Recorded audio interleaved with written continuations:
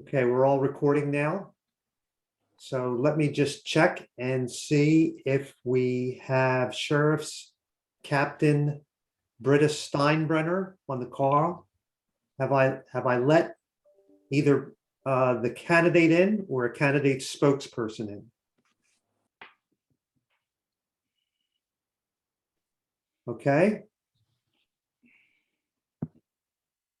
So let me just learn while we're waiting for the candidate, and it may take the candidate a few minutes because not all of them registered in advance. Oh, here's the candidate right now. You ready? Ready.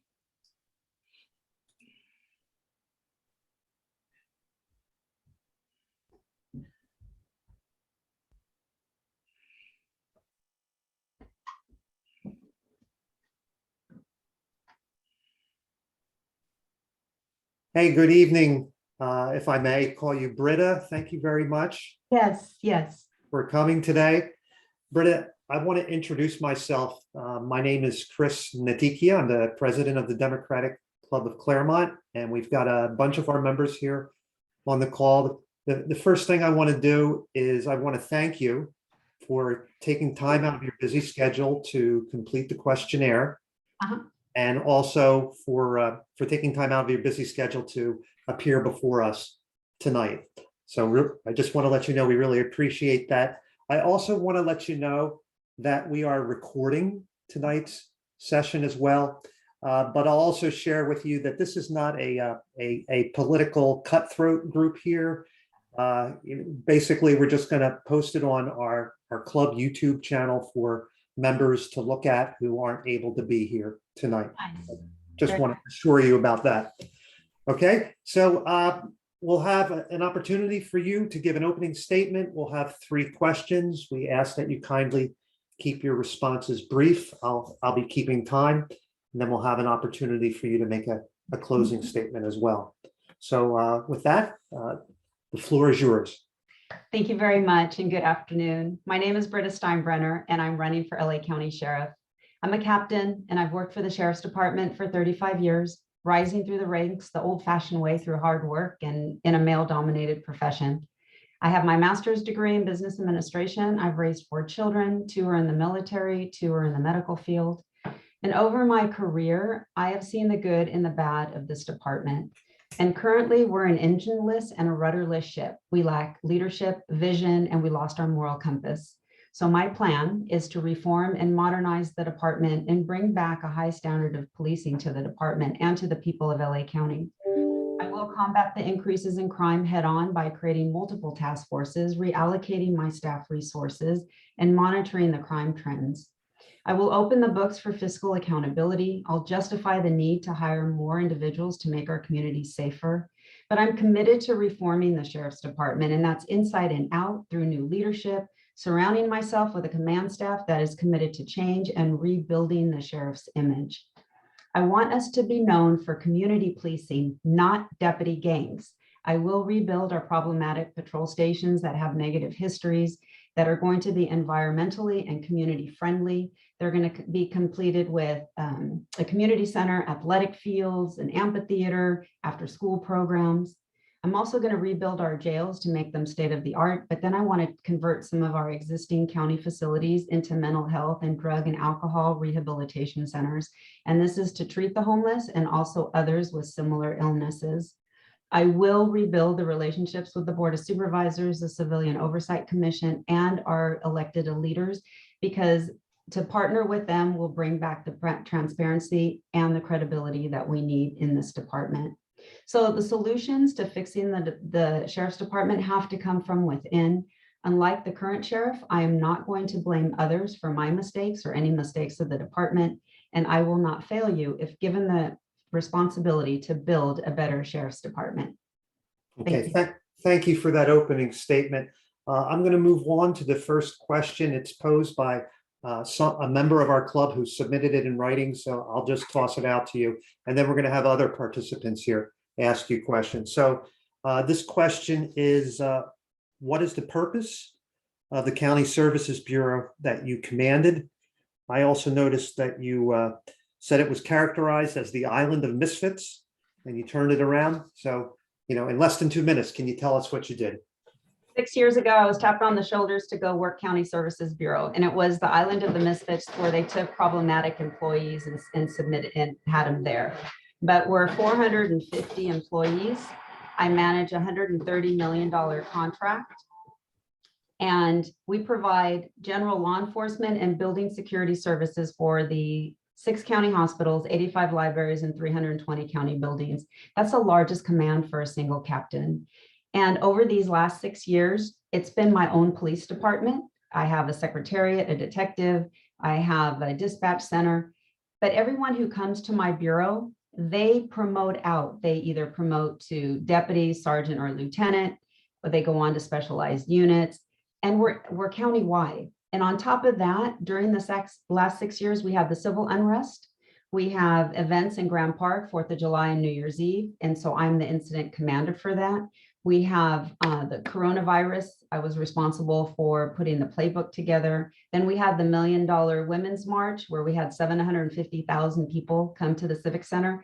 So throughout that, and because my staff knew my leadership, my direction, we didn't have force, we didn't have injuries, we didn't have damages, no one was hurt, and they were very pleasant events. And that's all because of leadership, and I really invest in my people. I lost you. No. That's because I muted myself. We have 2 other questions. One from Merrill and then one from Ethan, and then you'll have an opportunity to make a closing statement. Okay. Okay, Britta, look, you already said this was a male-dominated field that you've succeeded in, but there's going to be a lot of resistance, some of which because you're a woman, were you sheriff, but some of which is just going to be because of the culture of the deputies, as I understand it. What are you going to do in the face of resistance? You have wonderful programs. Going to get them through? So for 35 years, I've worked nothing but with men, and they have taught me to be tough, to work harder, to communicate, to listen, to never give up. And I have to lead to where I invest in my personnel. They know I'm not going to put up with nonsense. I'm not going to play games. I'm not going to cower down. That just gets me more motivated. For 2 years, I worked under a chief that was a bully and a racist. And I knew that my personnel were watching me to see how I was going to react. So if he wanted 7 apples, he got 8 apples and they were shiny. If he wanted a 2-page memo, he got a 10-page memo and it was tabbed with a table of contents. That just gets me more motivated inside. And the fact that I actually enjoy working with men because it's a good balance, it's a partnership. But I believe in communication, and I believe in keeping at it and not giving up and not just taking my ball and going home. And you have to be tough. And that's why I joined this department, is because I want to be a public servant. I want to be there for the community. And the men can either go with me or they can stay behind, but they don't scare me. And they've taught me a lot, and they've taught me to push myself even further. And then, sometimes the people you don't like turn out to be your biggest advocates. And I've had many deputies that challenged me when I was a sergeant and when I was a deputy, but I always thought things through. And one thing I do is I put myself in their position because I want to imagine and feel what they're going through. And then I figure, okay, this is how I'm going to deal with it. And you got to keep at it. They're just like kids sometimes. You can't give up, and I will not give up. Okay. Hey, thank you. Ethan's up next. Hello. Hi. So my question is, how will your assignments that you've had in the past and your understanding of the assignments that are assigned to deputies and others in the sheriff's department inform your role as the elected sheriff? So I have a very diverse command. And growing up on the department, I was always told you move around every 2 or 3 years so you become well versed. I worked custody. I worked patrol. I worked 4 patrol stations, and I picked those stations because I was a mom with 4 kids, and I would go 30 minutes one way, 1 hour in traffic, because at that time, women always had to go home to take care of their kids. And then I worked specialized units, emergency preparedness, emergency operations bureau, handling emergencies, all the fires, station fire, Woolsey fire. Then I worked the civil lit, risk management, where we dealt with lawsuits, civil claims, personnel administration. where you're working the human resources of the department. So I had to learn payroll. I had to learn the hiring, projecting out the budget. I worked the reserve forces. I put together the Community Partnerships Bureau, where we took all the community related units under one umbrella and made them one bureau. I worked Sheriff's Information Bureau, working with the media. Very important to have a relationship with them, and then also have the social media platform to get your information out there. I have worked almost every single position in this department, with the exception of Detective Division. And in hindsight, I wish I would have worked it. But as I was growing up through the department in 1987, working a DB spot wasn't open to women. There was a lot of discriminatory. So I couldn't work SCB, I couldn't work SWAT. But that doesn't develop and say who I am, because when you work the slower stations, you have to be observant, you have to be able to help people. And that's where you get your talent and your expertise, dealing with people, managing crises. Incident commander for various large events. They were all very successful. You never heard anything negative about the sheriff's department in the news. So in this last 6 years, I got to work on my leadership. I got to handle so many different crises that it really made me, I feel, a better leader and ready to take this next step. Okay, thank you. And I'll give you 30 seconds to a minute and a half to make a closing statement that you like. Thank you for being here. So thank you. We need to change the sheriff's department from top to bottom. So I'm the only candidate that will eliminate deputy gangs, address the increases in crime, work with our elected officials, rebuild relationships. But I'm also the only one that has written policies that you'll find on my Facebook and on my website that you can read and hold me accountable to. If you Google my name, you don't have a laundry list of negativity. I want to be known for my policies, being solution oriented, and the ability to work well with others. So I would ask that you do your homework, and I would like you to support me, because I will be the first female sheriff in the history of the sheriff's department since 1850. But I'm going to be the change agent that's going to bridge the gap between the community and law enforcement to create a community where everyone feels safe, secured, and welcomed. So thank you. BrittaForSheriff.com is my website. And I'd be honored to earn your vote and endorsement. So thank you. Okay, thank you for taking the time to be with us tonight. Welcome, and thank you all. Okay, we'll see you later, and we'll have a decision in the next few days and communicate that to you. Wonderful. Thank you. Bye now. Good night. I have to leave.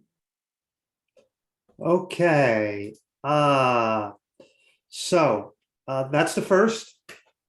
We've got 2 more minutes before our next candidate comes in. She's already in the waiting room.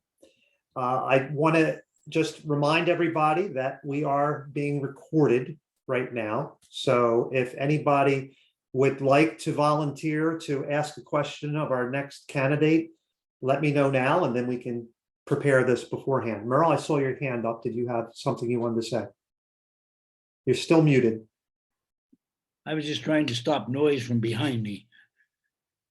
Okay. So I didn't ask my viability question. That's one, I think, issue with the prior candidate. But, you know, we'll see Yeah, how much we ought to weigh that. yeah, she touched on it, so I didn't feel a need to push it, but the issue of how we deal with some 40 deputies who are part of gangs, really, I mean, if we can't purge the gangs out of the sheriff's department, there's not much point in having one. I'm serious. So officially, it's time to begin the next candidate. So let me ask again before we begin. Does anybody have a question that they want to ask this candidate? And we'll sequence you in. We got room for 3 questions per candidate. We're not doing the same questions for each candidate? Nope. Nope, it's you. If you read the Okay. questionnaires, different questions come to mind. Carolee submitted questions that she prefers someone else to read. And so I have them, I've printed them out, and so I will do that. But I'm happy to yield my time for other folks. Well, I do want to raise the gangs question, just in case they don't. Okay, so Andy, how about if you ask one of the questions next time? Okay, it will be Okay. Carolee's question, then Merle, then you can hit cleanup. And Okay. anybody else on this call, if you wish to ask a question of a candidate, let me know. We got to start now. We're a minute behind.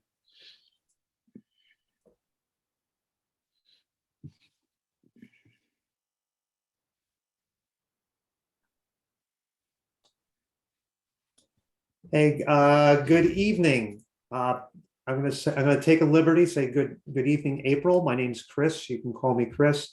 Thank you for being with us tonight and for interviewing for this position and for our endorsement. Thank you for taking the time to complete the questionnaire. We know that you have a very busy schedule. I wanted to let you know before we begin today that we are recording things so that members who are not able to be here tonight can review the interviews, but we're not a cutthroat club or anything like that. Basically, it's just going to be shared internally for people to be able to view the interview. So with that as preface, how about if we let you begin with an opening statement? Thank you. Thank you for having me. My name is April Salcedo Hood, and I'm a candidate for LA County Sheriff. The reason I'm running is due to the high crime rate that we're currently experiencing here in LA County, specifically violent crime and the rise in homicide. Additionally, there are certain relationships that are needed that have been fractured with the LASD, specifically the sheriff's with the Office of Inspector General, the Board of Supervisors, and civilian oversight. Also, there are certain people in our community who have lost trust in LASD, and we need to build back that trust. We need to use the resources that we currently have and deploy them appropriately to decrease crime. And we must work with other county agencies and our elected officials in our communities. As the only outside female Mexican-American, Spanish-speaking Democrat, lifelong LA County resident, homeowner, mother, I'm an outsider with a different perspective. I can see things through a different lens. I currently have a master's degree in public administration from Cal State Dominguez Hills. I currently work as a parole agent.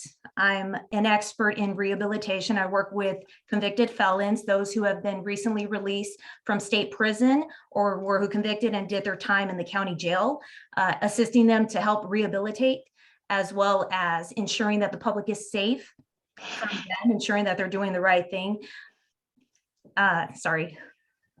Also, as a lifelong Democrat, it's important that we work with all our community members to ensure that we have accountability, we are transparent, and we do what is necessary to build back trust with our communities that we serve. And I will do that by listening to our public. Okay, thank you very much for that opening statement. Now, I'm going to read a question that was submitted in advance by one of our members. Okay, and so the question is, in addressing the homeless problem, it says on your questionnaire that you would create a pilot program of care packages. The question is, what would the packages contain? Okay, so those packages will contain items such as food items. That's a basic need for people, and that really builds trust between two people when you offer them something that is a human need that they need.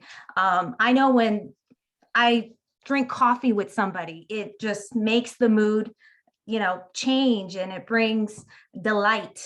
So that's one way of building trust, building relationships with our homeless population, as well as showing respect. So some food items would be included in there, as well as hand sanitizing items. Those, I believe they're like hot warmers, the little hot warmer packages, some gloves, things like that, to assist them with just the very basics, as well as information on resources. Where's the local shelter? Where's the Salvation Army Rehabilitation Center? Where's a local detox center? Those things to assist the folks that are currently experiencing homelessness. Okay, thank you very much. We have some other members who will now ask questions. Merrill, you're up. Okay, April, there's likely to be protests out in the street. How would you handle things, especially when it's rumored that lots of the deputies would side with the right-wing side rather than the Black Lives Matter or whatever else is out there? How would you handle that? So ensuring that we respect people's opinions, people have a right to their freedom of speech. First and foremost, that's a right. But they do not have a right to vandalize, to destroy other people's property. They don't have a right to do that, to hurt other people. They don't have a right to do that.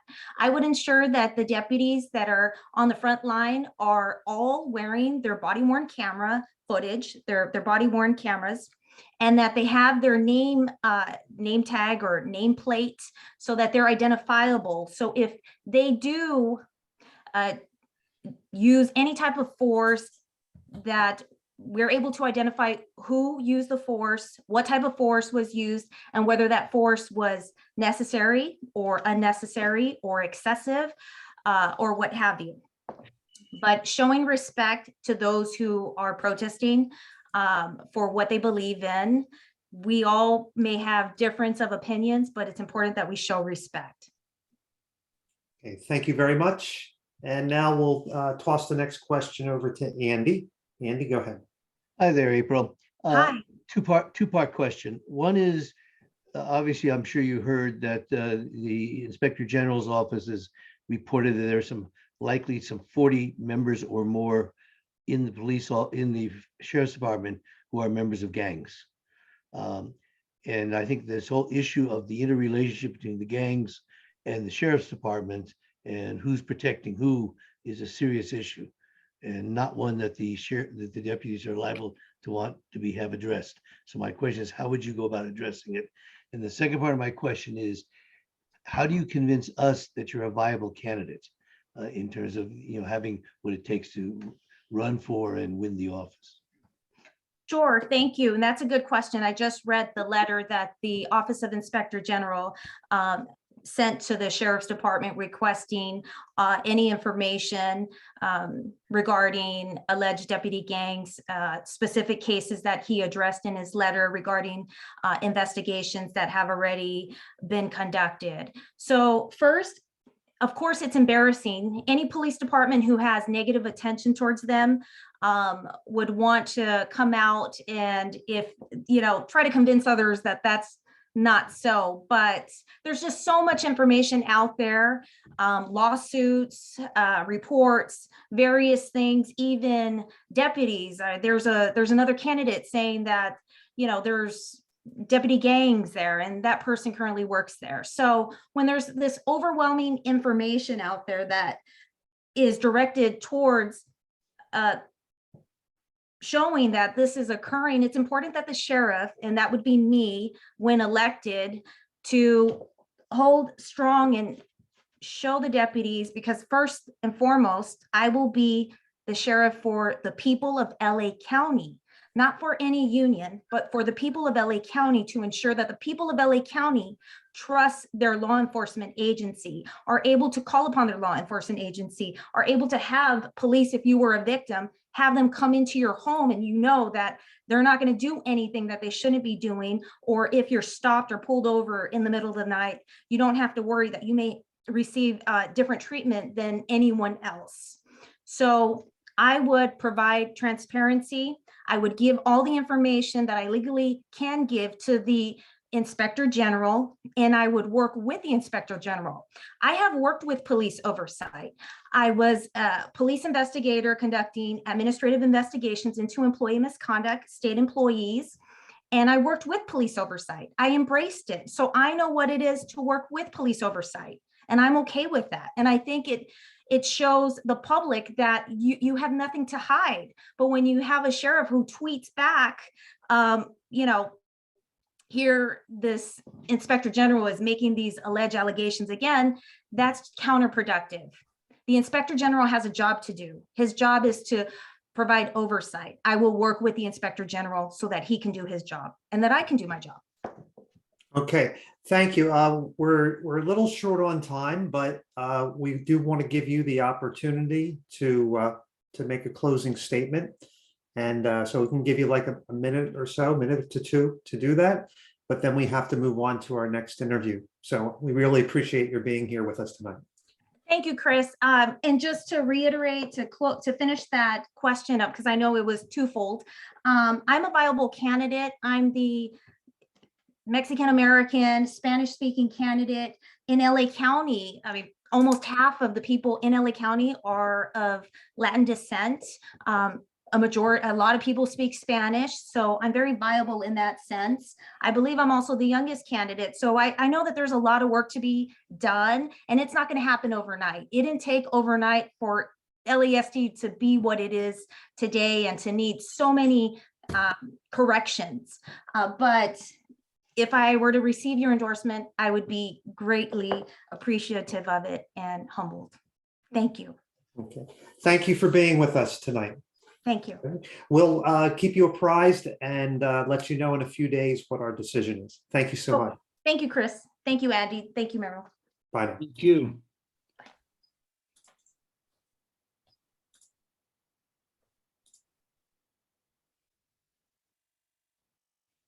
Okay, so let me remind everybody that we are recording and we've got about 2 more minutes.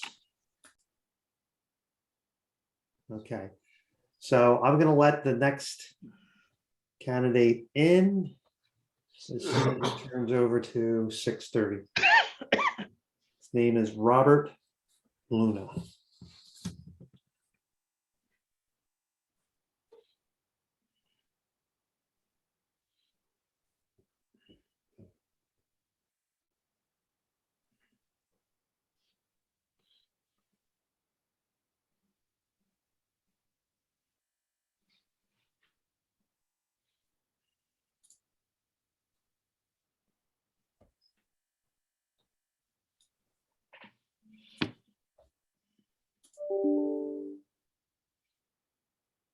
Good evening. Hi, good evening, Robert, if I may. My name's Chris. You can call me Chris. Chris Natiki. I'm the president of the Democratic Club of Claremont.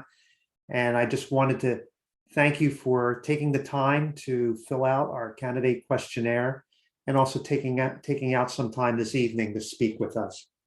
Oh, thank you, Chris. And I thank all of you for being engaged in this process. And I think this is the most important sheriff's race we've ever had. So I appreciate you gentlemen getting right in and rolling up your sleeves. Yeah. So before we begin, I just want to let you know that we're recording this now.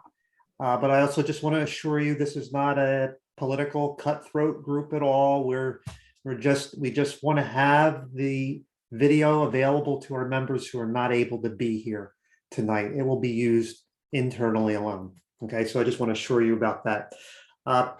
We'll give you the opportunity to make an opening statement. We'll ask a few questions and then you'll have an opportunity to make a closing statement tonight as well. So Robert, you can begin whenever you're ready. Thank you very much. So my name's Robert Luna and I'm running to be your next LA County Sheriff. I'm doing this to restore public trust, credibility, and reform the Sheriff's Department into a 21st century Sheriff's Department that we all deserve. I'm biased, but I believe our current sheriff has created dysfunction and chaos and has put our public safety at risk. And I just think we can do a lot better. I'm the only candidate in this race that comes from outside the Sheriff's Department.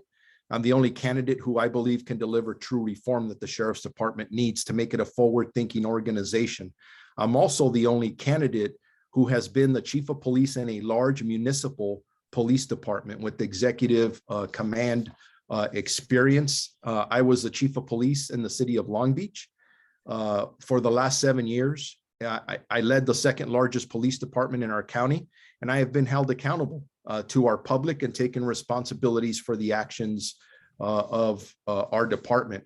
I have led the department towards community-centered police practices and policies modeled by the task force on 21st century policing by President Obama. My priorities will be, number one, to reduce crime, making our streets safe. To impact homelessness will be number two. Number 3, to restore public trust and credibility. Number 4, reforming and modernizing the sheriff's department.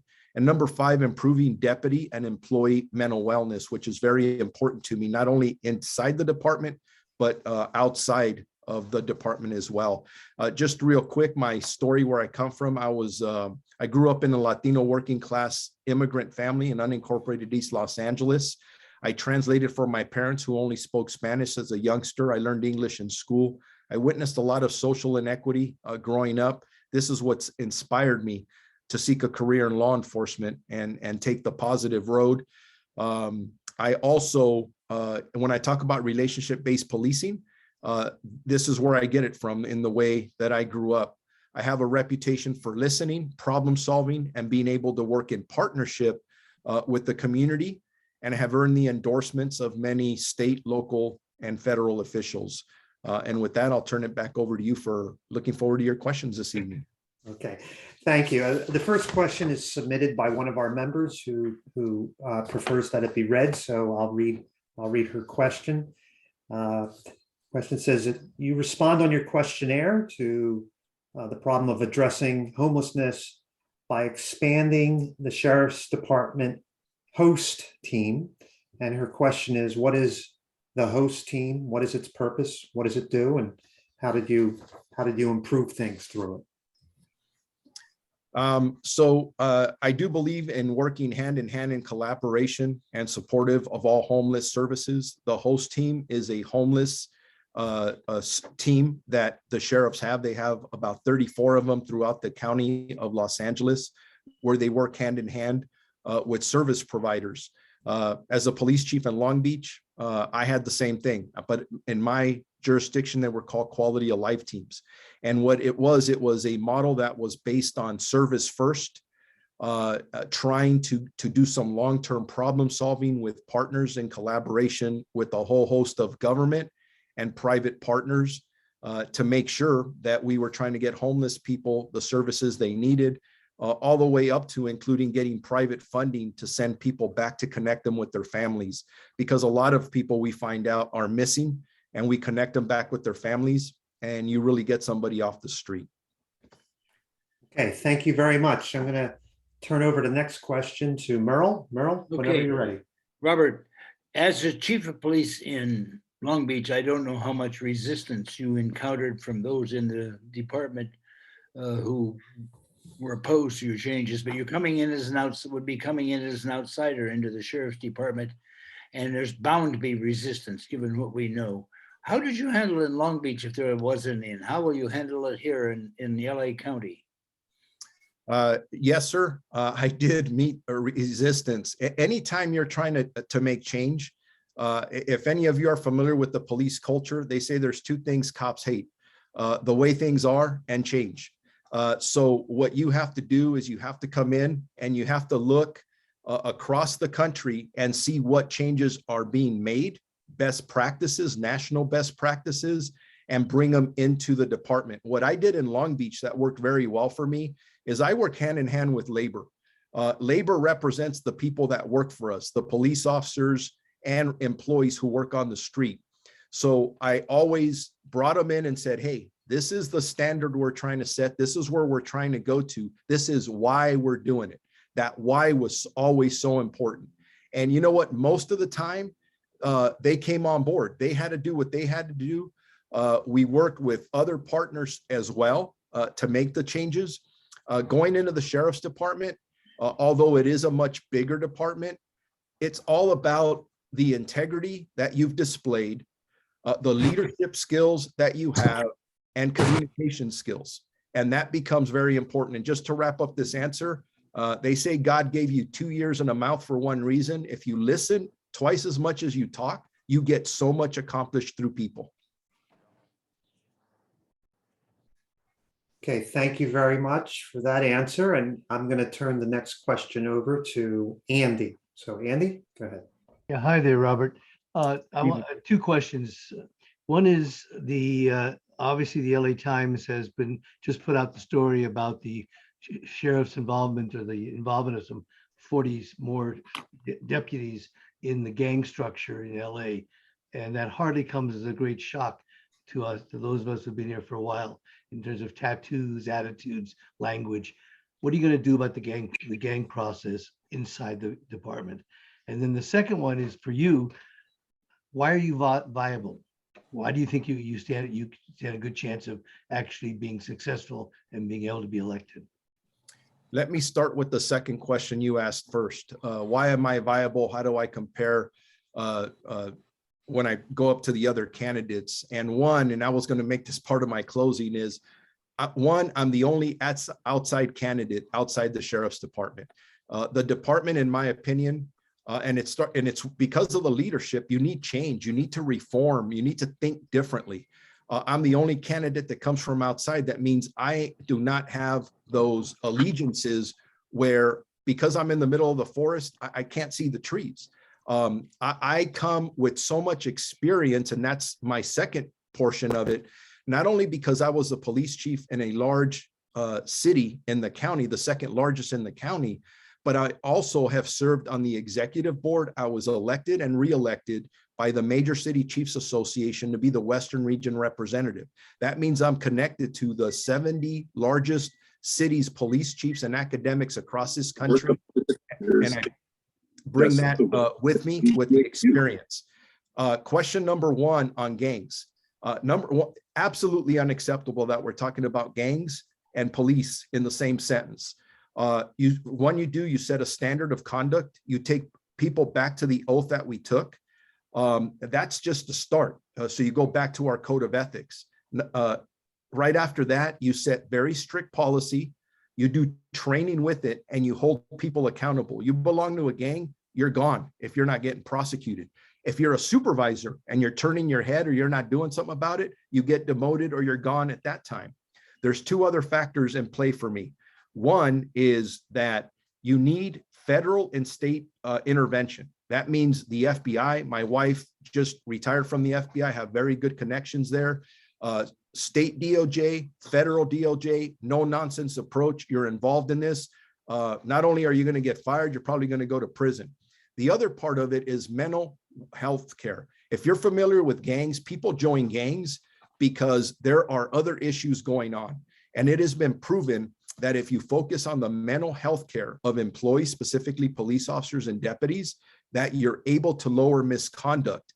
And a lot of this is misconduct that leads to criminal activity. Wish I had more time to explain my plan, but that's how I plan on addressing it. And I'm going to make it work, because if I'm elected sheriff, I'm telling you, we're not going to be talking about gangs several years from now. There's no way. Okay, Robert, I just want to thank you very much. You indicated that you in essence gave your closing remarks. I'll give you a little bit more time if you want to say anything in addition. But I mean, I just took what you just said for the last couple of minutes to be the equivalent of some closing remarks, but I don't want to foreclose you from adding anything if you do. I do want to thank you again for taking the time out of a very busy schedule, I'm sure, to be with us tonight. And so I'll give you the last minute now. So go ahead. Thank you. And thank you all for doing this. I have the integrity, the experience, and the temperament to be a very good sheriff. I'm going to just repeat this really quick. I'm the only candidate from the outside. We need outside influence to completely put this department on a different track. Then the other part, my experience, none of the candidates could touch my experience, whether it's here in Long Beach or my national leadership that I've had across this country. I have a solid campaign team, really good fundraising, which makes me the most viable candidate to beat the current sheriff, and he needs to go. He needs to go bad. So with that, I pray I can earn your endorsement tonight, and I appreciate the fact that you're paying attention to this race. Thank you. Okay, thank you very much. Take care. Have a good evening. We will let you know in a couple of days what the result of our decision is. Thank you, gentlemen. Thank And you. I don't know if there's any ladies on there. I only see gentlemen on my Hollywood Square. So if there's ladies and gentlemen. Yeah, Thank okay. Thank you. Bye now.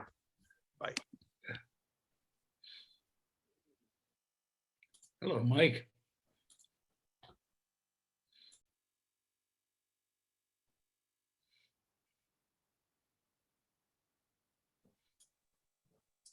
Hi, Congresswoman Chu, are you able to hear me? Hi, how are you this evening? You are still muted. You'd think I'd have learned by now to unmute. Okay. So thank you for being with us tonight. I'm Chris Natiki. I'm the president of the club. And we want to thank you for taking time out of your busy schedule to spend with us tonight. We have some members who would like to ask some questions of you. And I also want to let you know ahead of time that you're being recorded. You've been generous with your time and attention to our club many times in the past. You know that we're not a cutthroat group. This recording is just going to be used for internal purposes on an internal YouTube so that members who are not able to make it here tonight can have the benefit of this recording. So with that, I'll turn it over to you. We've said that you can make an opening statement for a couple minutes tonight. So go ahead. It's all yours. Well, thank you so much. I have been so proud to represent Claremont in my congressional district since 2012. It's been my mission in Congress, especially these last 2 years, to ensure that we help Americans with their health, their economic security, and their safety. That's why I worked so hard to pass the American Rescue Plan and other COVID relief bills amounting to trillions of dollars that provided vaccinations, tests, and PPE. And that's why I took the lead in ensuring small businesses receive forgivable loans in the Paycheck Protection Program, and that Americans across the country received enhanced unemployment benefits, stimulus relief checks, and the child tax credit, which reduced child poverty in half. And that's why I took a leading role in passing the COVID-19 hate crimes bill, which enhances our ability to respond to hate crimes and helps to protect all Americans from hate. I've also been inspired by the responsiveness of Claremont to the immigrants and refugees that suffer so much because of our broken immigration system. And that's why I've been a lead sponsor of President Biden's U.S. Citizenship Act, which would provide a comprehensive solution, including a path to citizenship and enhanced visa slots to reunite families. I've been proud to help veterans by bringing a long overdue veterans healthcare clinic to the San Gabriel Valley. And I've been proud to bring resources to the San Gabriel Mountains by having it declared a national monument. And just 2 weeks ago, I brought over $17 million to my district in community project funding, including $1 million to Claremont for the Parents Anonymous programs that can help struggling parents get the emotional support they need. But there's so much more to do, and that's why I'd be so honored to have the endorsement of the Democratic Club of Claremont. Okay, thank you so much for that opening statement. I now would like just to read to you a question that one of our members prefers to have read for her. So the question is, what is the current status of the Women's Health Protection Act and what can we do to support its passage? For goodness sake, thank you for that question, because I am the author of the Women's Health Protection Act. It was back in 2011 when we saw that there were states that were trying to erode Roe versus Wade by passing these laws that would restrict the way abortions could be done. They restricted the width of doors. They required that doctors had to have admitting privileges for no good reason. They had waiting periods. All of these were unnecessary, but it did erode women's access to abortion. That's why in 2013, I introduced the Women's Health Protection Act, which would put Roe versus Wade in statute and make it the law of the land, so that if Roe versus Wade was struck down by the Supreme Court, then abortion would still continue. And it was just what we needed with the attacks that are going on right now. First with the Texas law, which would made Americans bounty hunters against each other for any kind of abortion access. But the Mississippi law is the most troubling. This one will be decided in June. And that's why it's so important to make sure that we do have WHIPA, the Women's Health Protection Act, in place. It did pass the House. We were a few votes short in the Senate, but we have to go back to the drawing board and make sure that it passes out so that women can have the freedom to choose over their own bodies. And that is so critical. We can do it. We have to make sure that we hold our senators accountable and that they vote for this bill. Thank you for that response. We have another question here from Mike. So Mike, go ahead when you're ready. Okay, it's a great honor, Congresswoman Chu. Thank you so much. This is something that came to me today because I was listening to the hearings for Judge Ketanji Brown and Senator Cruz from Texas, I believe, was asking her for her opinion on stacking the Supreme Court, which, as you know, has been a topic of considerable conversation. Sorry, I may hear the sirens going by my house here. But anyway, and I know that this may not directly relate to what you normally do because it's, I guess, it's the Senate's job to confirm the nominees. But she was asked if what she felt about quote unquote stacking the court, and she deferred that, saying she didn't have. That was not appropriate for her to express an opinion about that. And that it was essentially, there wasn't anything in the Constitution that said you couldn't add justices, and but that it was ultimately up to Congress, which that would bring, your branch into it, I think. So do you have any comments on that?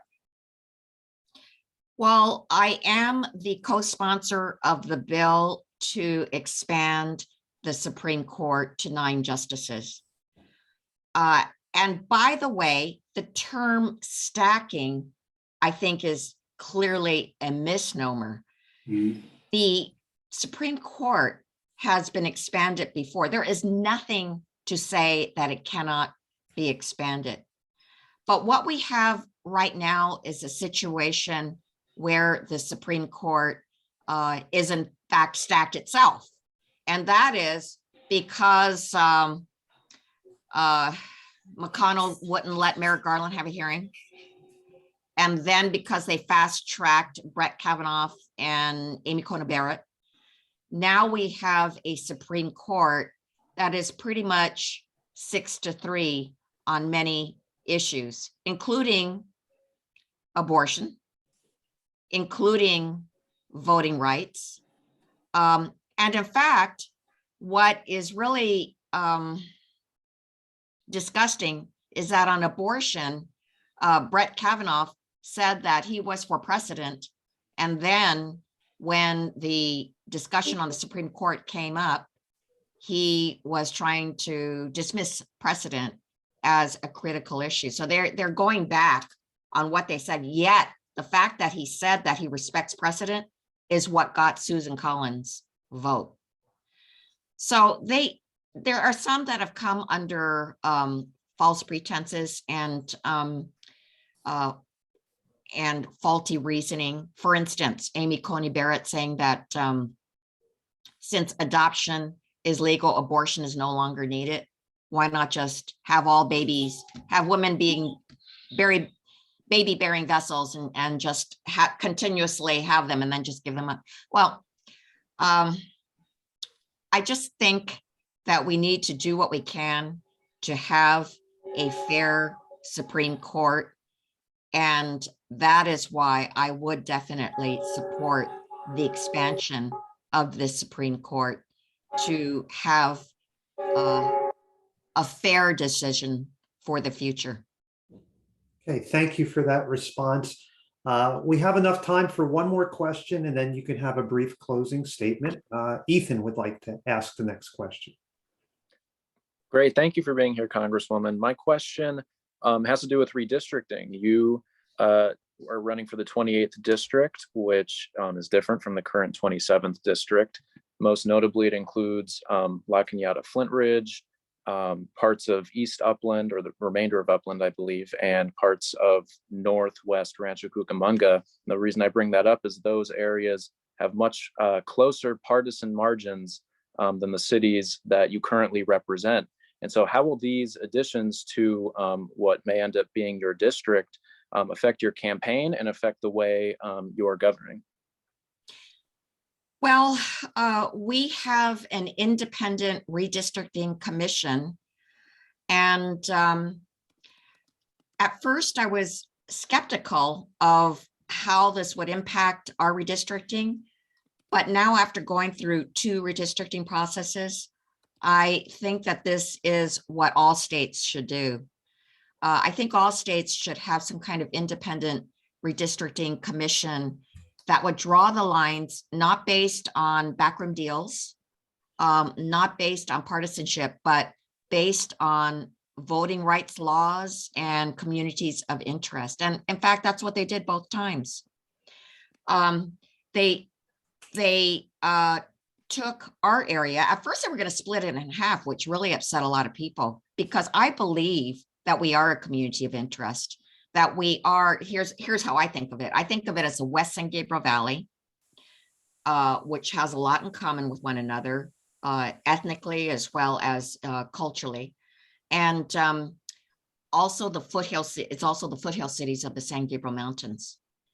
And I think it makes perfect sense. And so finally, the commission said, yes, you are right. That is true. And they drew it that way. But all congressional districts had to increase the number of people in it. That's why 2 areas were added, La Crescenta and La Cañada Flint Ridge in whole, and part of Rancho Cucamonga was also added. Actually, I have to tell you that compared to the district that I have now, the percentage of Democrats over Republicans increased dramatically. Yeah, it was 13% before, and now it's 24%. And the Biden vote, which is indicative of how people's actual voting patterns are, increased dramatically as well. So I just think that's great, because this follows what I am, who I am, and the kind of values that I have as a very, very active Democrat who believes so strongly in the values of Democrats. Okay, thank you very much. We'll give you an opportunity to make a closing statement now. And again, I just want to thank you for taking the time out to be with us here tonight. Well, thank you so much for having me here today. I truly appreciate this dialogue. And I want to tell you that there's so much more on a national level that we have to do to reduce income inequality in this country. I'm determined to make a difference on this and so many critical issues. We have to increase the federal minimum wage to $15 an hour, reduce student debt, and make the child tax credit permanent. We have to reduce the cost of prescription drugs. We should not be the country paying the highest prices in the world for the exact same drugs that other countries provide for a reasonable cost. We must have a national paid family leave program. Why are we the only developed country in the world that does not give family members a peace of mind that they can take off time to take care of their loved ones? We have to protect women's freedom to make decisions over their own bodies. And that's why I'm going to work hard to get the Women's Health Protection Act passed. We must fight climate change and enhance our access to green space. This is why I'm proud of my bill to establish a national recreation area that would sit right next to the San Gabriel Mountains National Monument and provide resources not only to the San Gabriel River corridor, but all our foothill communities, including Claremont, which needs the support for its incredible wilderness park. It passed the House, but we must get it over the finish line in the Senate. I'm proud that we passed the historic $1.2 trillion infrastructure bill to rebuild an aging infrastructure that hasn't received such funds for decades in our country. But I'm especially proud of it because as we recover from COVID, we now have to turn to rebuilding our country. I certainly will work to ensure that Claremont gets its fair share and that we can look forward to a future with more jobs, a strengthened economy, and opportunity for all. I'm endorsed by the California Democratic Party, and I'd be so honored to have the endorsement of the Democratic Club of Claremont as well. Okay, thank you very much for being with us here tonight. And we'll let you know in a few days what the result is. So thank you again for being here. Thank you so much. Appreciate it. Bye now. Bye. Good to see you again, Judy. Take care. Great seeing you.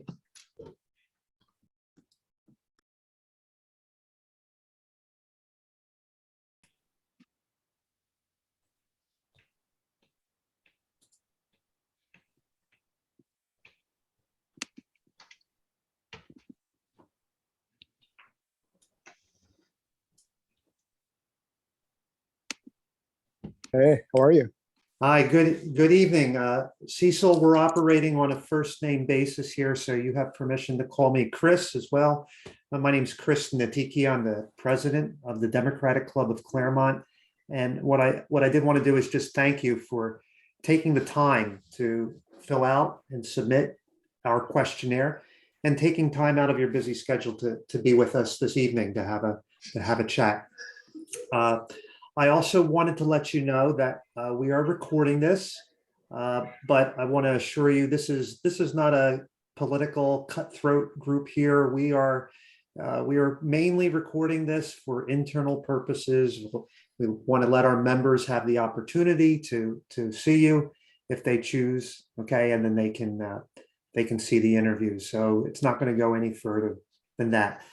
So with that brief introduction, I want to turn things over to you and enable you to make an opening statement. Go ahead. Okay. Well, Chris, thank you very much for having me.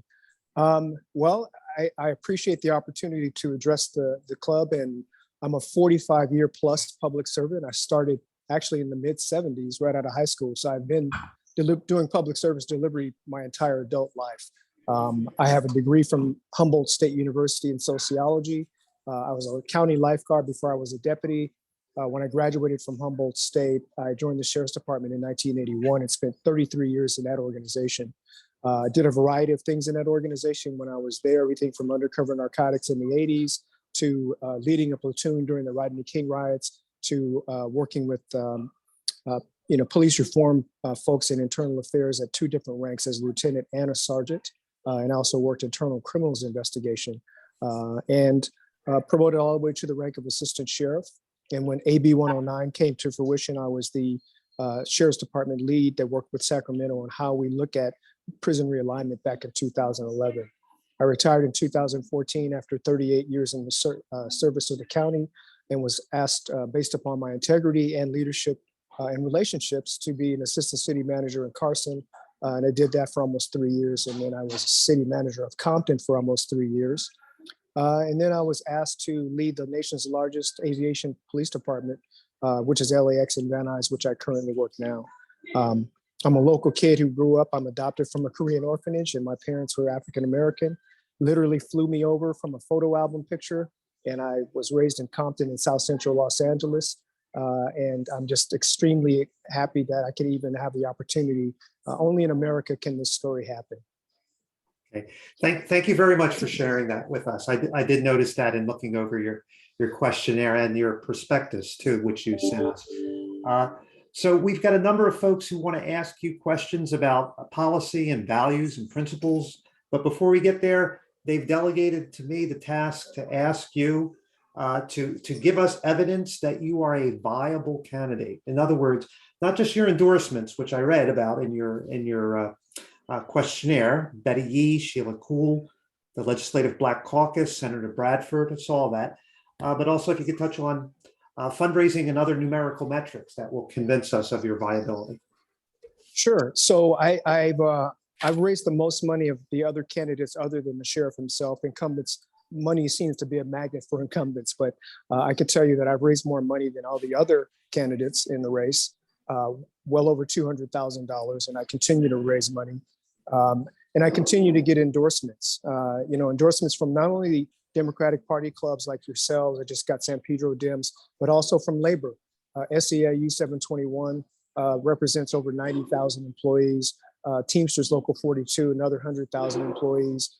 So I continue to really garner a groundswell of not only political support, but also support in the community as well as from labor. Okay, thank you very much. I'm going to turn the next question over to Merrill. Merrill, go ahead. Yes, You have your wide experience as a city manager and is very, very impressive. It's different from what we've been talking about, but I want to talk specifically about some policing roles. How would you ensure that your officers, how would you ensure that your officers in protests are absolutely neutral between the two sides, which seems frequently to not happen? Yeah. So I have actually demonstrated that going as far back as the Pete Wilson days, and I'm sure some of us on the call can remember those days in the early 90s. I was leading a platoon of folks during, at the time, were First Amendment gay rights demonstrations in the city of West Hollywood. And we actually facilitated those demonstrations. And we also had to protect them from, at the time, which were very conservative Christian protesters against the movement. And so making sure that we facilitated everybody's First Amendment rights, as well as keeping people safe, was really, really important, dating back, 30 years ago. So I have experience doing that. During the latest disturbances, I sent a squad of folks out to help Culver City from the airport. And their instructions were to protect the property. We protected them all out there. But understanding the rules of engagement were strictly limited to making sure that people were not getting harmed. We can always replace property, but making sure that people who are like anti-protesters, there were some right-wing folks, there were some left-wing folks out there that were really causing some problems. We saw an actual tomahawk come fly through the command post. So making sure that people are safe is really, really important. And having supervisors there, for lack of better terms, line back what happens with when officers and deputies see people that may be beginning to create a disturbance. And I'll let you in on some of our tactical secrets. When we do these First Amendment demonstrations, when we facilitate those, there are also people undercover in the audience to identify people specifically, so we don't, use this broad brush of sweeping up an entire crowd or using tear gas on an entire crowd. So I have experience with that. And then I also, was around during the Rodney King disturbances and led a platoon during that instance, which was actually much more violent than the current disturbance. And we had no injuries, we had no uses of force, and we really maintained our esprit de corps during those incidents. And a lot of that has to do with leadership, pre-planning, and staging, and then putting the right people on the front lines. Thank you. Okay, thank you. Andy, do you want to ask a question? Andy, you need to unmute. Andy, you need to unmute. Yeah, I did, but I'm sure, as you know, there's been this recent report on the gang activity of members of the sheriff's department, and there's a long history both in the prisons and in the force of associations between the sheriffs and that, tattoos of various sorts and what have you. How are you going to deal with that? What are you going to do about it? Well, the leadership starts from the top. And if you've seen, I've had to disrobe to let people know that I'm not part of that culture. I never have been part of that culture. So it starts from the top. It starts from leadership and demonstrable leadership. It also begins with understanding the culture of the sheriff's department, which is 18,000 employees, 10,000 sworn, and making sure that you're picking the right training officers, the right recruiters, the right supervisors. And under my administration, we will not have any promotions to training officer, sergeant, lieutenant, captain, or above if you're associated with such groups. Also, I've worked with and spoken to Max Huntsman, who's the Inspector General, about policy development on these gangs inside the organization, zero tolerance for these gangs, and then also having an off-ramp for folks, because not everybody that's as part of these groups participates in the criminal nature of the gangs. I helped Mike Gibson write that legislation. So not everybody is really involved in that kind of behavior. So there needs to be an off-ramp for people that really want to make a change. We do that for real gang members in the field, right? So, and then making sure that the culture, having training and holding people accountable if we have to call in the FBI or outside agencies to really monitor and or conduct investigations up to leading it to a criminal investigation on those deputies that are involved, I think is important. So it's changing the culture, leading by example, the right selection of supervisors up and down the ranks, holding people accountable, and using outside entities, and then reporting back with the Inspector General as well as the Civilian Oversight Commission on what we're finding. So you can't really change what you don't measure. Thank you. Okay, thank you for that response. And Cecil will give you an opportunity to make a closing statement now. Well, thank you guys for having me. I will tell you that I'm a lifelong public servant, and no candidate, let's take away my race, my biraciality of Black and Korean, no candidate has ever been more qualified for this job than I am. I've been a chief of police, a city manager in 2 different cities. I've actually managed budgets. I've managed everything inside the Sheriff's Department, which is a very complex organization. It's the largest jail in the New World.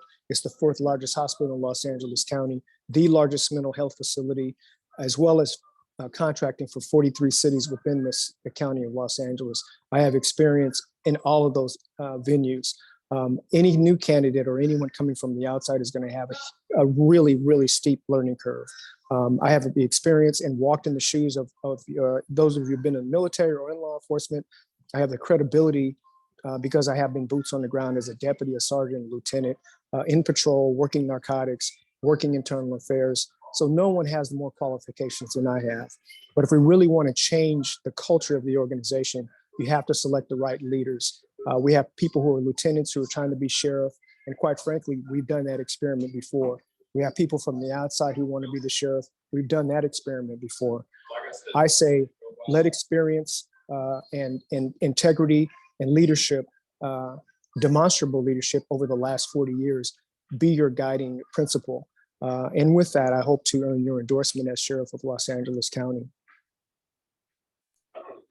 Okay, thank you very much for being with us tonight, Cecil. I want to let you know that we're going to make a decision in the next few days and we'll have that communicated to you. But I do want to say again, appreciate your taking the time to be with us. Take care. Yeah, I appreciate you guys. Thank you very much. Have a great evening. Bye-bye.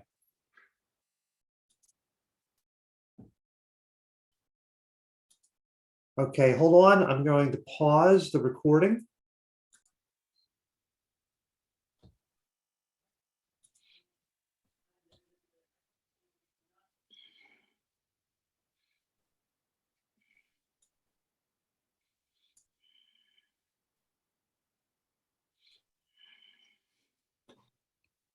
Hi, Eric, you should be on. Can you hear me? Okay, can you hear me now? Yes, I can. Erica, I just assumed that I could use your first name. We're on a first name basis here. You may call me Chris. My Please. name is Chris Natikia. I'm the president of the Democratic Club of Claremont.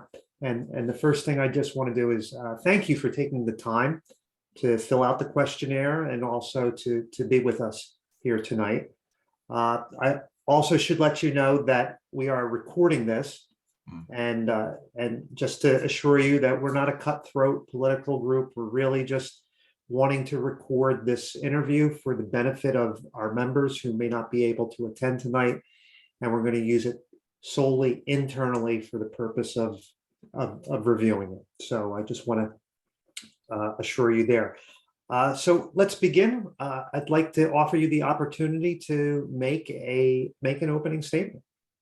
All right, well, thank you, Chris. Thank you for that introduction. I'm Eric Strong, and I'm running for sheriff. You know, I want to say that where we are right now is not where we have to be. You know, our headlines are talking about deputy gangs, fighting within the board of supervisor, bad shootings, jail abuses, deputy misconduct. And we don't have to be there, but we've been there for too long. We've been there for decades. It didn't just start in 2018.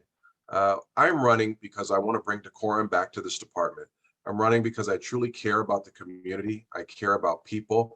And I think that it's very, very simple on what we need to do. We need to bring compassion, respect, and dignity to law enforcement and to the sheriff's department.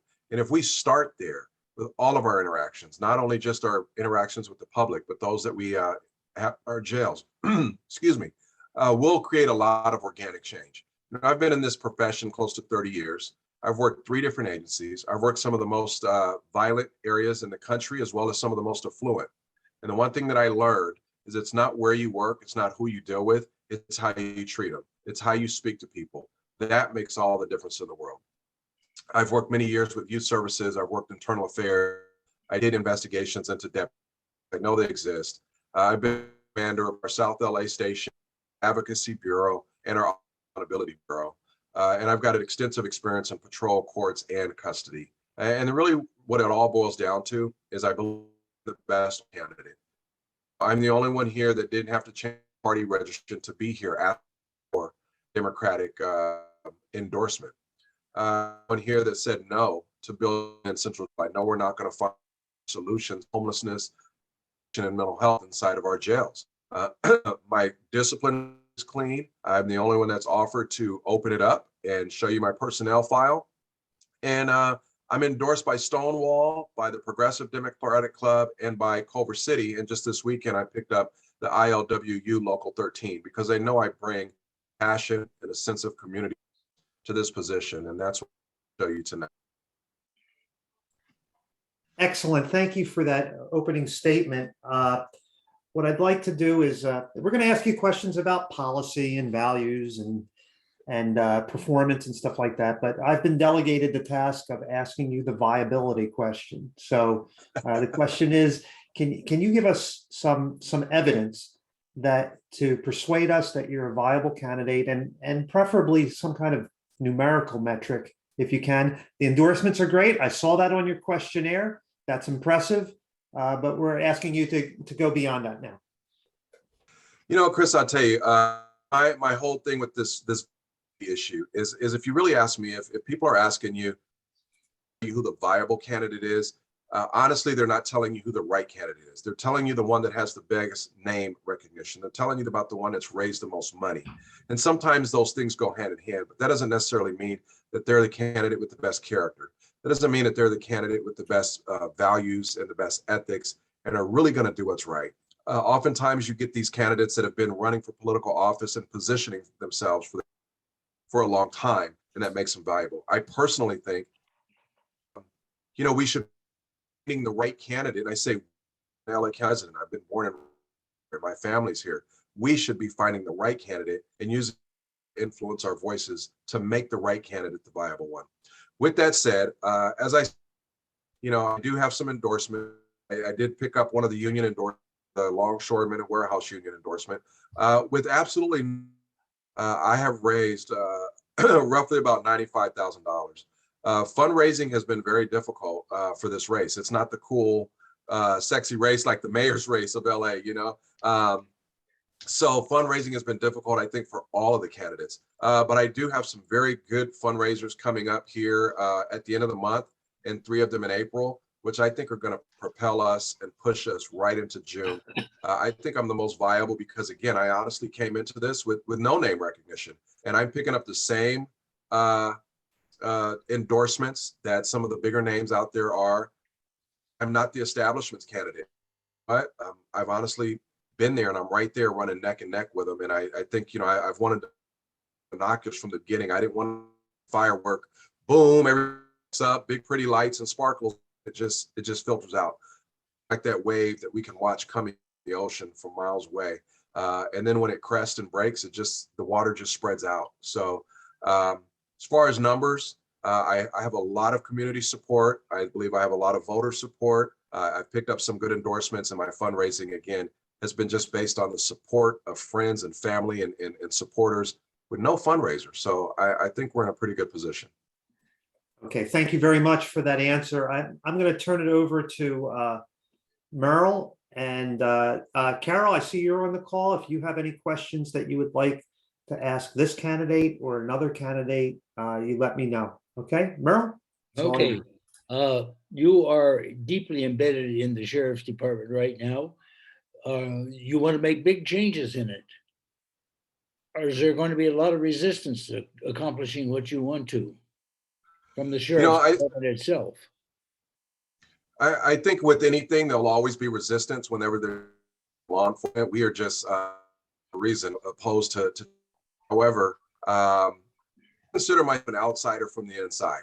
I worked 2 different agencies before coming in. Although the majority of my career has been with the Sheriff's Department, I didn't go to the academy. I didn't go to a lot of the patrol training. I was never kind of indoctrinated into this culture and mindset, which when you look at other agencies, everybody kind of looks at the Sheriff's Department as kind of like they're in a bit of an anomaly. They're very different. I attended the FBI National Academy back in 2016, 231 students. And one of the things we all talked about, was networking. And I said, hey, how do you guys deal with these deputy gangs? And they said, Eric, we were going to ask you. We don't ever hear about it except for LA County. So it's very unique. I'm actually quite surprised at the amount of support that I've been getting. I did the ALADS forum along with ALADS and POPA. And if you saw that, it's online. I received an enormous amount of support from that, from my fellow coworkers, colleagues, them calling me and telling me that the deputies really enjoyed it. I got so many text messages saying, hey, you won that one. And what that tells me is that people are ready for change. We do have a lot of publicity around a lot of misconduct in our department, but the vast majority of the women or men that are there are good working people that just want to do what's right. And they're waiting for somebody to stand up and just speak to it. You have a sheriff that says gangs don't exist. You have a sheriff that's trying to bring back deputies that have been fired. So what does that tell the leadership and the deputies? Hey, you know what? He's not really going to do anything. He's not going to really make things better. We're just going to be quiet so we can go along and get along. Change is wanted. I don't think it'd be as difficult as many people think. Of course, there'll be pushback, but I also intend to bring in some people from the outside with a whole lot of experience and a lot of passion to do what's right and to make these changes.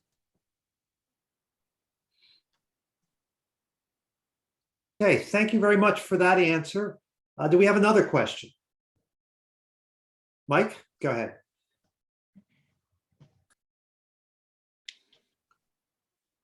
Sorry, I had to unmute there. So thank you so much, Eric, for joining us tonight.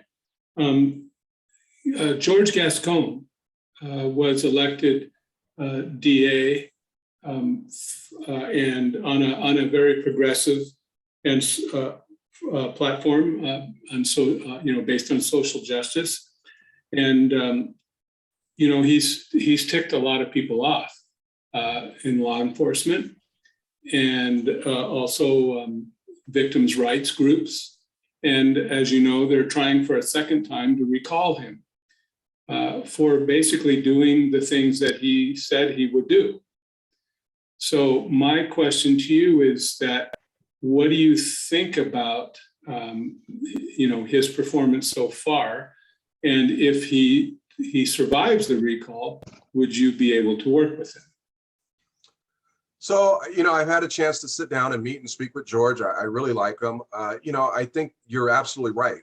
Everything that George said he was going to do is what he's doing. And I understand the position that he's coming from and what the things that he's doing. I personally think that, and I'm not a big fan of blanket rules, blanket laws that encompass everything. And I'll give you an example. When we're looking at the homeless population, some are out there and they have addiction issues. Some have mental health issues. Some are people and whole families that have fallen on hard times, and some people choose to be there. So can we just put one blanket over it and say this is going to solve our unhoused problem? No, we can't. We have to specialize what each individual issue is. And I think what George did is he threw a big blanket over everything, and a lot of his policies were kind of blanketed. And I think where he would benefit would be to start from a position, for example, enhancements. Let's start from a position of no enhancements, but at least allow people to argue for him if special circumstances do entail it. I also think where George has kind of fallen a little short is he hasn't met with his own people, and he hasn't met with victim advocate rights. And I've met with mothers of murdered children. I'm meeting with these various victim rights advocate groups, and because they are important and we need to hear from them and we need to understand what they need as well. So I think what he has some good ideas. I think that there is some room for improvement, and absolutely, I would be willing to sit down and work with George and talk to George and say, hey, how can we work on this criminal justice system together? We're partners in this. There will be no name calling. There will be no calling for a recall from him. I do not support the recall, and I would not support the recall. But more importantly, I think I need to send the message on our side, on the sheriff's side, that whatever the district attorney is and whoever the district attorney is, it doesn't stop us from doing our job, and that's providing public safety. And right now, we have a sheriff that is going against it, and you have a lot of deputy sheriffs that are saying, why should I go respond to calls? The DA is not going to do anything. And that's the wrong message to send, and that's the wrong attitude to have. That's where we need to change things first. Okay, thank you very much, Eric, for being with us tonight. I'm going to give you an opportunity to make a closing statement now. Go ahead. Thank you all so much for your time tonight. I truly appreciate it. It takes a lot to put these on, and you all are vested and interested in this, and I appreciate it. I really just want you to do your homework. Look for the best all-around candidate. As they say, Google this and Google that. You can find out a lot about all of the candidates that are out here. I think Alex fooled a lot of people.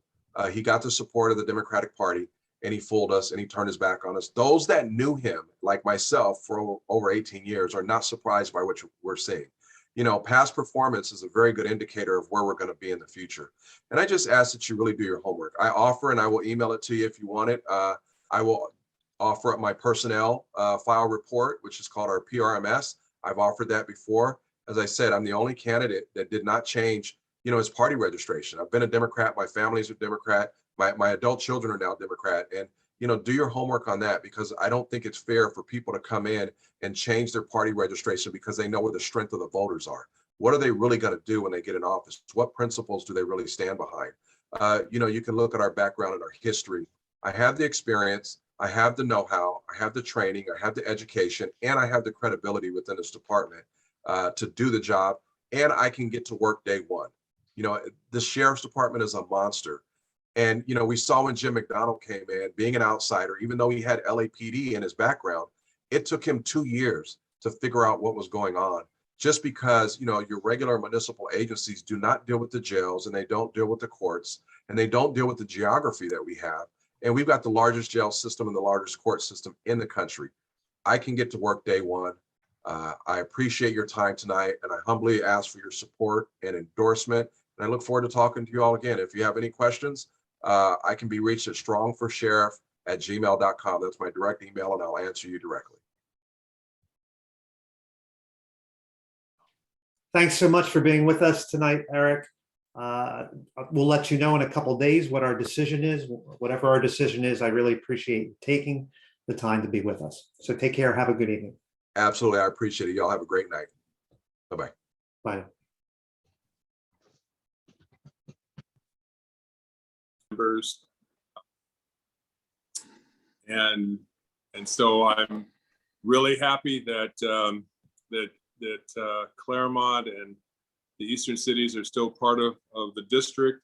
Redistricting could have really carved up the district a little bit differently, but I'm glad that we're all together and continue to address and work with you in addressing important issues for the entire region, including Gold Line, which we have a lot of time and energy invested in that, and have a budget ask to finish the project through Claremont to Montclair.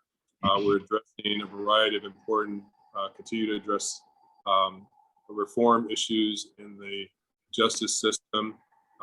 We have a bill to look at doing away with solitary confinement, not allowing an officer to interrogate a minor, also traffic and pedestrian stops to ask questions to let the pedestrian or the motorist know why they've been stopped before an officer asks a question on the stop.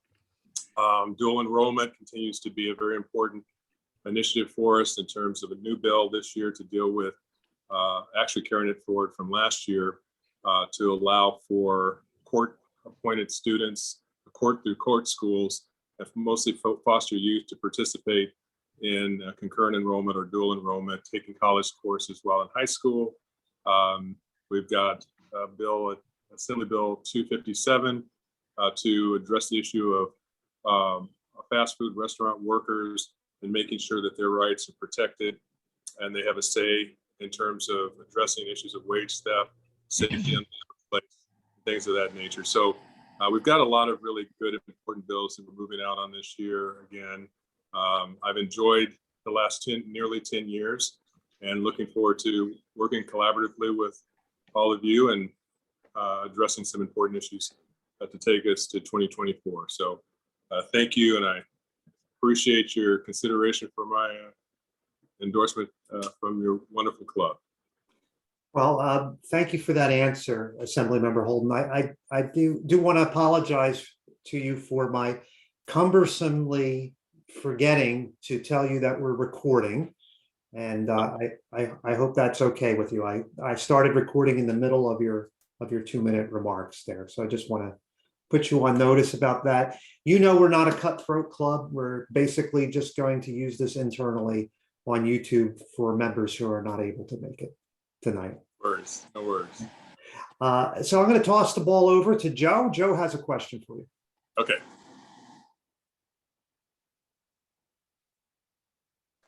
Won't unmute.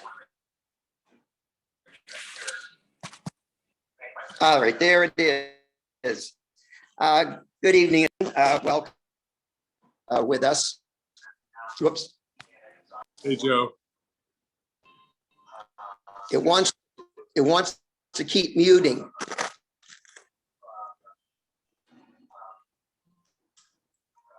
Okay. Now.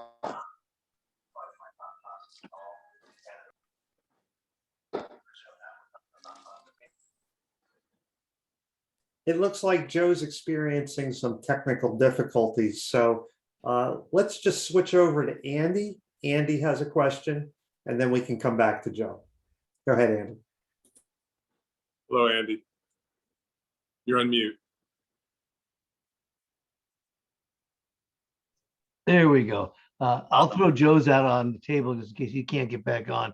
He's concerned about the redistricting and whether it's possible to allow some smaller towns, some lower limit that might not have to do the redistricting on the same frequency as the larger cities do, if there's no evidence that there's been any problems. So that was his question, not mine, but I just wanted to get it out there. My question really is on three policy areas.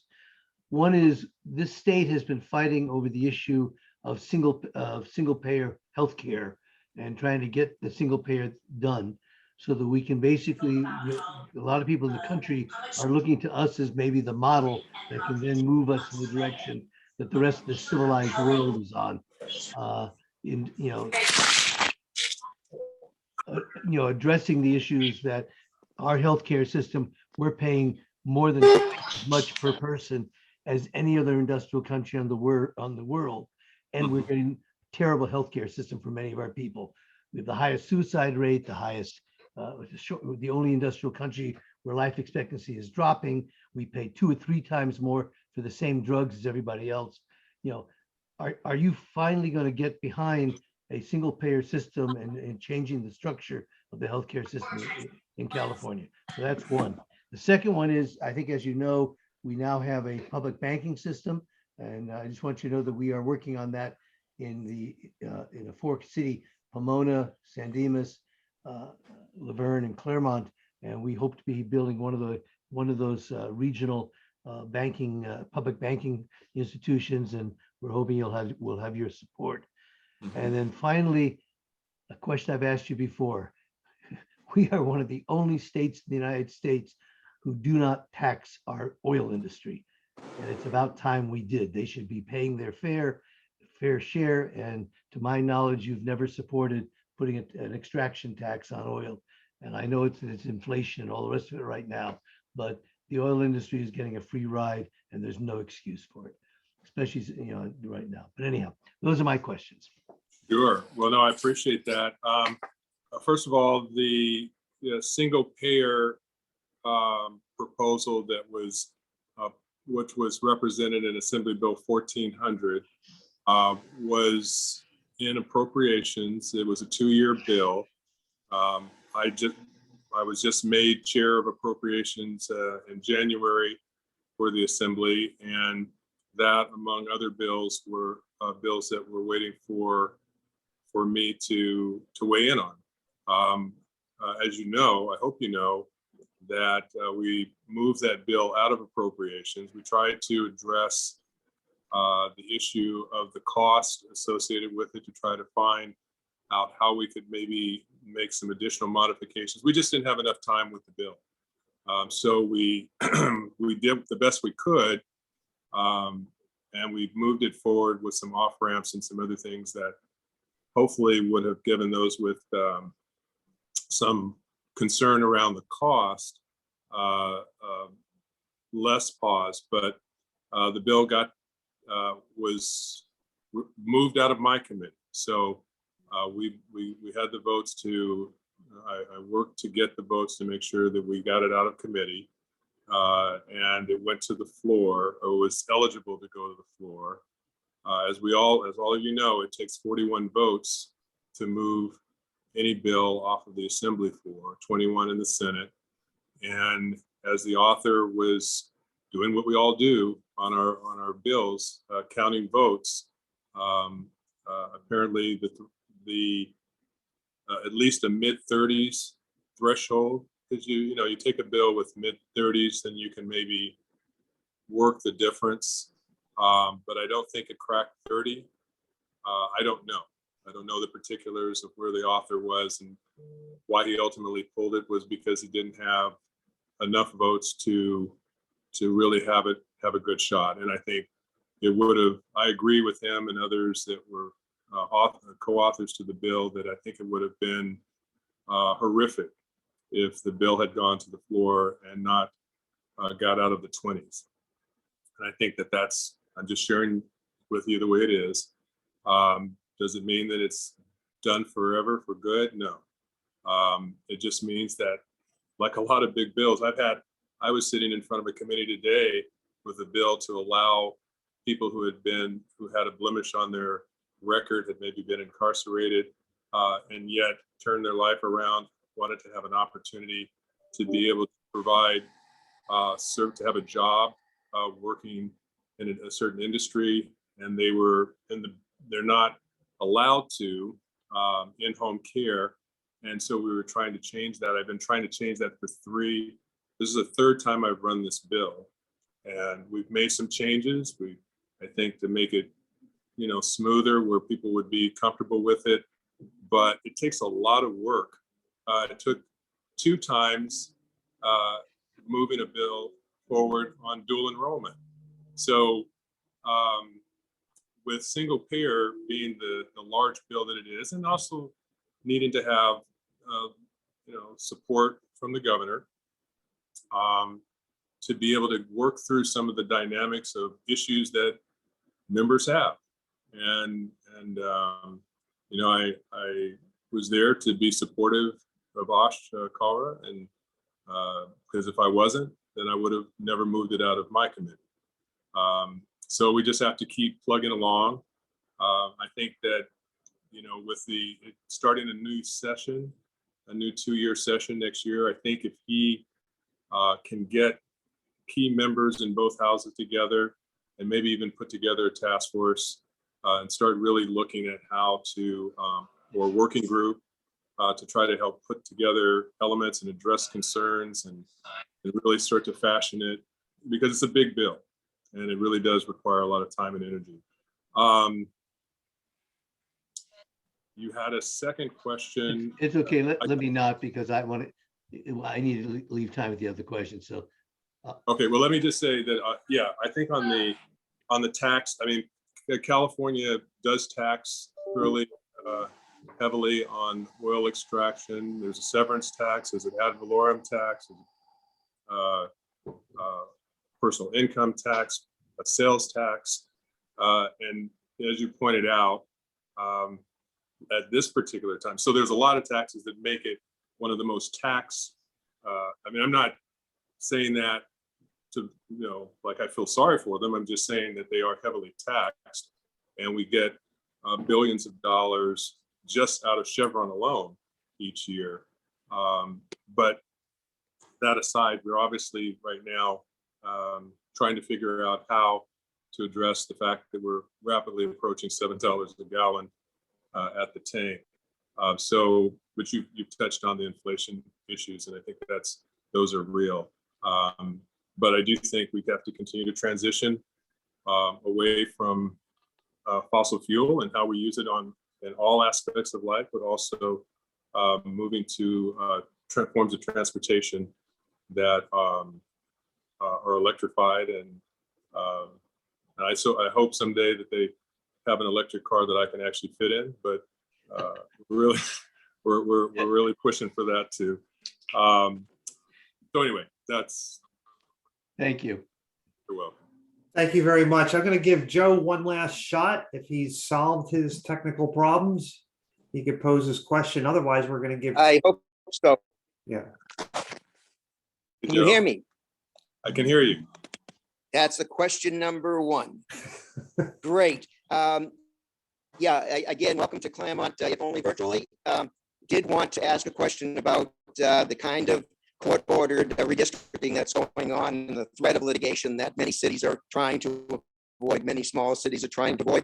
Again, if there's any way that you could see a way to work with local legislators, even in LA County, that really are having difficulty justifying redistricting on any count, but especially ones like Claremont, which really only marginally and very minimally statistically was shown to have some issues. The two issues that we had were corrected major issues, but again, it opened up a Pandora's box, so to speak, with now communities of interest wanting to be aligned in real district fashion. And it's really disruptive of the flow of a community as engaged publicly as our city is. Do you see your way, or do you see any possibility of introducing a piece of legislation that would exempt, say, cities from under 50,000 from mandated redistricting unless there is a significant issue determined to be a good cause for districting? Well, I think you're breaking up a little bit there, but I think that in terms of what I believe the question is that, these are court orders, and, and in terms of, let me just say this, preface it by saying I get it. For smaller cities of a certain size, and probably even lower than 50,000, but, there are a number of those in the district that are, it's kind of hard to carve up a very small community like Sierra Madre or South Pasadena to some degree, or Claremont, when you're looking at 35,000, 40,000, 25,000 population. I think in Sierra Madre, it's probably less than that. Monrovia, similarly. And the communities are usually electing at large, but they are small enough communities where you can probably walk the entire community and know everyone across the board. So I think that makes sense. Again, would I run legislation? I'd first have to understand what the court, and I haven't really studied it in terms of what the court's directive is, because even school districts in Pasadena were not necessarily in favor of it, but they've gone to district election with the school district. So most of it is, I think, the threat of litigation, because there was a case filed around having districts drawn in such a way that there was opportunity for equal representation and that type of thing. But there are some instances where, as you pointed out, communities of certain size, there may be a different way to continue to have it at large and not disrupt any kind of impact on any one particular group and their opportunity to be elected. So I'd be happy to look at it. Can't say what I would do at the moment, because I'm not sure what the law dictates at this point. And but yeah, I would be willing to look at it. Okay, thank you, Assembly Member Holden. I'll give you a minute to say any closing remarks that you'd like. We really appreciate your taking your time to be with us here tonight, but then we need to move on with some other I interviews. completely understand. Well, I appreciate it. Sorry it was so difficult for me to get online today, this evening, but you know, like I said at the beginning, I really continue to enjoy representing the community of Claremont and San Dimas, and even into the San Bernardino County. It's not it's a hard job. I will tell you that. There's a lot I can tell. When we have more time, I'll tell you the battles that I've had to get through to get the different reform measures through that I've had good fortune of getting through, and how challenging that was, and how it takes a lot out of you. I never realized just how much it does take out of you. This is a very large state, and you know, making sure that we're moving towards clean renewable energy was what drove me as chair of utility and energy. And we were able to get a lot of good things done, including SB 100. And yet, you know, we've still got a lot to do. So I'm looking forward to I'm looking forward to re-election. I thank you for your ongoing, your support up to this point. I hope I have it going forward.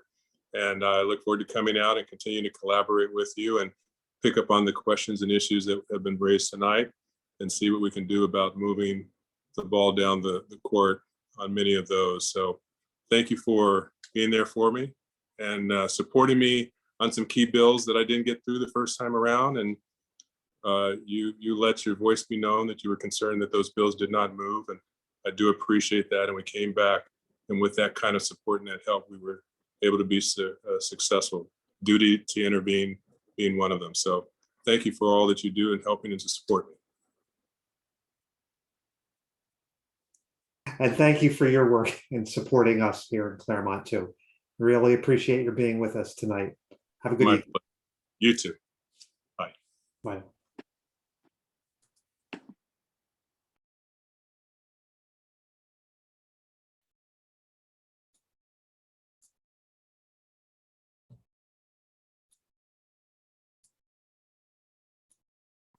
Hi, James. Hi, how we doing? Good. Can you hear me? Yes. Okay, excellent. So thank you for your patience this evening. We're running a little bit behind, and I apologize for that. I just want to introduce myself. My name's Chris Natikia. I'm the president of the Democratic Club of Claremont, and you know, we just appreciate your taking the time out tonight to speak to us on behalf of Senator Padilla. We'll just have a chat for about 10 minutes or so. We realize that you know, you're not the official voice of the senator, but we may ask questions as if you are the official voice of the senator. I should let you know ahead of time that we're recording this. We're not a cutthroat political group. We're only just going to post it so that members who are not here tonight can view it, and it'll just be used for internal purposes. So I guess we'll begin by letting you just give an opening statement as if you're the senator. Sure. First, thanks so much for allowing me to speak on behalf of the senator. I know he wishes he was able to make it tonight, but if you're watching, he's stuck in the Judiciary Committee. I think they might have wrapped up maybe 20 minutes ago, 30 minutes ago, but it was a long, I think almost 13 hours of questions for our Supreme Court Justice nominee, and they're going to come back tomorrow and do more. So I appreciate the opportunity. My name is James Schwab. I've actually been with the senator for over 11 years. Started with him in the state Senate days and over to the Secretary of State's office. And so I've been with him and seen him as, growing from a state senator to a U.S. senator, and how he's been a leader at all levels on policy ranging from voting rights to clean energy to labor rights to women's rights and everything in between on the progressive agenda. Even before getting to the Senate, I think we had a tremendous year in 2020 where 6 years of hard work of trying to improve California's elections paid off. In fact, if we go back to the year he was elected to the Secretary of State's office in 2014, it was the lowest turnout election in California history. And we had our agenda. Let's turn this around. And when we left office in 2020, after the 2020 election, the 2020 election was the highest turnout election in California history, highest registration rate in California history. And when we're proud of that accomplishment that we came together with. And now we're taking that fight to DC. The policies that we passed here in California and implemented, we're taking on the road to DC, to all 50 states now, through the Let America Vote Act and the John Lewis Voting Rights Act. So we're hoping to make some progress on that this year. But even, it's been a little over a year since he was sworn in. And so he's a newcomer, but he's made his mark on everything from voting rights, immigration reform, climate action, and just pushing for fair representation at all levels of government. You probably heard him talk about that during the Supreme Court hearing, is the importance of representation at all levels of government, including the Supreme Court. I think, since his city council days, since he was sworn in age 26, the LA City Council, he's not stopped fighting for Californians and a progressive agenda. And in the Senate, nothing's changed. And some of the first bills he's introduced, I think, and passed, by the way, not just introduced, but passed, include investing in electric school buses, billions in electric school buses, replacing lead pipes, and also upgrading our energy infrastructure to prevent blackouts, shutoffs, and utility-caused wildfires, which I know I'm up here in Sacramento, but I'm across the state. I know that's an issue we're all dealing with and trying to solve. And I think today and this week, as we look at the Supreme Court, it's not just the Supreme Court we've been focused on. The senator's been proud to recommend and see confirmed progressive and diverse federal judges to the highest benches that better reflect the America that we see and we love, and that we as Democrats fight for every day. And this week, hopefully in the next coming weeks, we'll be able to confirm the first Black woman to the U.S. Supreme Court. So we're excited about that. And how's the campaign going? Well, it's going very well. Proud to be endorsed by the California Democratic Party, all members of the California House Democratic delegation, all mayors of major cities in California, labor unions like SEIU, UFW, teachers, nurses, and even his colleagues like Elizabeth Warren and Cory Booker have endorsed him. So looking forward to having the conversation tonight, and looking forward to getting elected this year. And I will note, because not everyone knows, is he's the senator that's so nice you get to vote for him twice in each election. Because of the Republican lawsuits, they changed the law to have two elections, one for the special election, which will fill about 2 months of VP Harris's term, and then the full 6 years after that. So you'll see him on the ballot twice. One of the important reasons we're trying to get the word out that you can't just skip that election. He has to be elected twice in the primary and in November. So thank you for the opportunity. Okay. Thank you. I want to ask you about that later, but I know Mike is itching to ask a question about the Supreme Court. Sure. And anybody else can just chime in afterwards. Mike, go ahead. Yeah, you read that right, Chris. So, I was listening to the hearings today, confirmation hearings, and Senator Cruz from Texas asked Judge Brown about quote unquote stacking the Supreme Court, and what was her feeling on that. And of course, she declined to offer an opinion on that, saying that there was nothing in the Constitution that prohibited changing the size of the court. But she did say that ultimately it would be up to the Congress to make a definitive decision on that. So what does the senator think about that? And is there anything that we can do to advance this idea of expanding the court so it's more equitable? Sure. I think he hasn't taken a public position, in support. He's definitely not against it. I know we've talked about this issue with him, but I think his approach, and he's always a thoughtful senator and legislator, is how he wants to know the information. He wants to see how all the different scenarios, what's the pros, what's the cons. But I know he's open to it. And as a member of the Judiciary Committee, he'll have a front seat if that comes before him. So I think he'd want to hear all the arguments in support and kick those around before he makes a final decision. But he's definitely open to it. Okay, anybody else? May I just make a comment, Chris? I'm not Yeah. sure it's a question.